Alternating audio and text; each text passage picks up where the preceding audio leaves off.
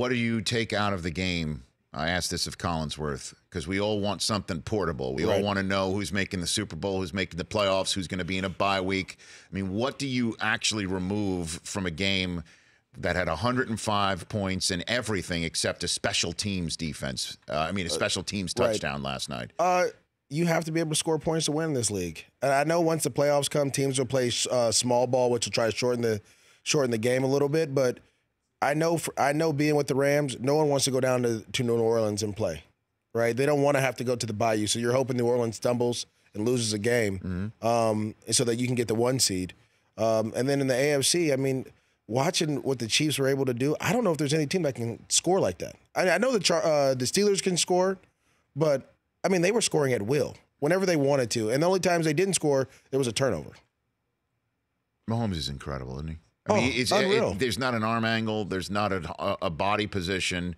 There's not any situation that he cannot just athletically excel at. And then neck up, if that just keeps getting better and better and better, how is this not quarterback, I guess, 2.0, 21st century of that style of offense you just talked about, Big 12 type offense? Well, Andy Reid's done a great job of utilizing the things he did in college well and then kind of just magnifying those pretty much. But you saw his youth show up at the end of the game where he was trying to make a play instead of like taking the check down and different things like that, which you'll grow with. But, I mean, when you have an arm like that, you have a play caller like Eric Bieniemy's calling plays. That's my guy.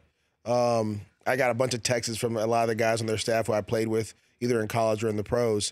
They were like, it's hard to swallow a 51-point loss. Like when you score 51 and lose, he's like, but we'll learn from it. And we'll go forward because we probably should have scored more. And I was like, score more? How do you score 50 points in the NFL? There's high schools.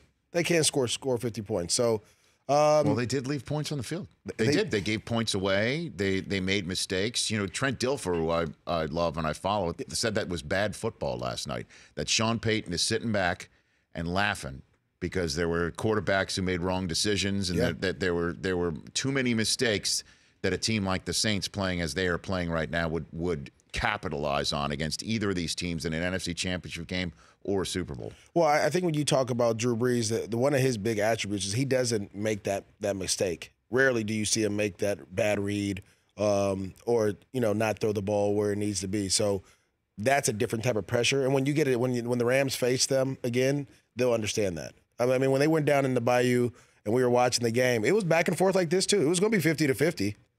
It was real close, but Drew Brees made some mistakes, and then they corrected him on the sideline. Then they went on a run at the end of the game. But you have to find ways. And I think Aaron Donald, Samson Ebukam, that whole defensive line, and Ndamukong Suh, they deserve a lot of credit as well. I know they got gashed, but when they got to the quarterback, I mean, the ball came out. It wasn't like they were just getting sacks. They were getting sacks, and the ball was coming out at the same time, which for a young quarterback, when you got guys coming at your legs or guys hitting you consistently, you stop looking down the field. You start looking at the rush. And that helped out as well. The Rich Eisen Show, weekdays at noon Eastern on Audience.